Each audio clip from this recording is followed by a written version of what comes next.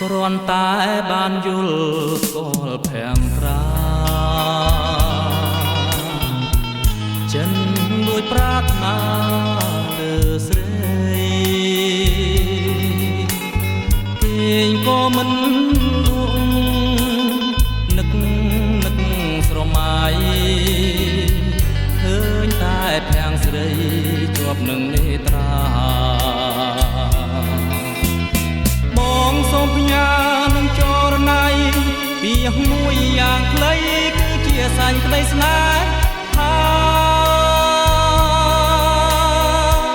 សូមអូនមេត្តាមេត្តាដល់ចិនរៀមផងដែលបំណងបងស្នេហ៍តែវល់តើអូនព្រមស្ម័គ្រទេពីសេ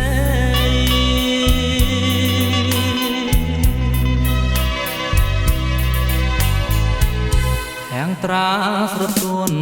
មានមុនស្នេហ៍ល្អ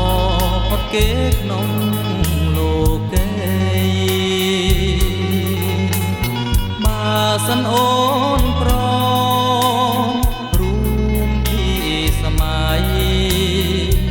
ចរណៃកែវគុំព្រួយចិនណាបងសូមច្រៀងចំរៀងស្នេហ៍ច្រៀងភ្នំបំពេប្រនឹងដែលរៀមស្នេហ៍បានស្ដាប់កាលណា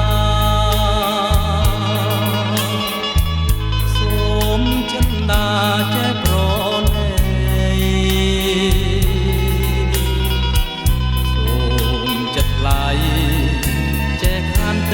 សនដង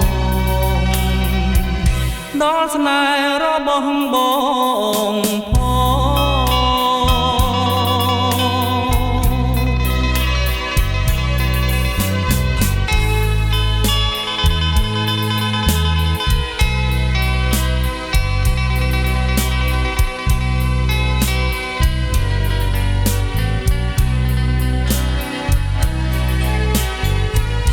ទាំងត្រាស្រទន់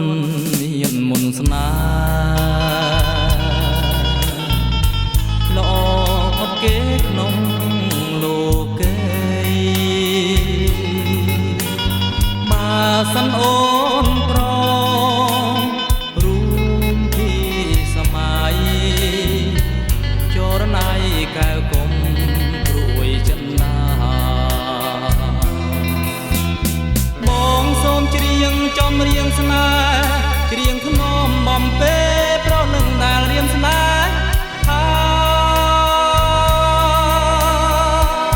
បានស្ដាប់កាលណាសូមចិនដាចេះប្រណីសូមចិត្តថ្លៃចេះខានដីសនដល់ស្នេហ៍របស់បង